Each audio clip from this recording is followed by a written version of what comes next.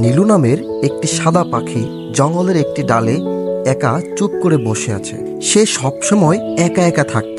তার আশেপাশের কোনো বন্ধুরা তার সাথে মিশত না, কারণ সে ছিল শুধু সাদা রঙের, দেখতে এত সুন্দর ছিল না। আর তার প্রত্যেকটি বন্ধু দেখতে অনেক সুন্দর ছিল। আর এই বিষয়ে মাঝে মধ্যে তার দুঃখ হলেও তার মনে আত্মবিশ্বাস ছিল। সে ভাবত একদিন সেও তার বন্ধুদের মতো সুন্দর হবে। একদিন সে হঠাৎ একটি রঙিন জাদুর পালক পড়ে থাকতে দেখল। যখনই সে পালকটিকে স্পর্শ করল, ঠিক তখনই তার শরীর রঙিন হতে শুরু করলো। কিছুক্ষণের মধ্যেই সে একটি খুব সুন্দর রঙিন পাখিতে পরিণত হলো। তাকে দেখে তার বন্ধুরা খুব অবাক হলো এবং তার সাথে খেলতে শুরু করলো। এভাবেই নীলু তার জীবনের আনন্দ ফিরে পেল এবং সকলের সাথে সুখে শান্তিতে দিন কাটাতে শুরু করলো।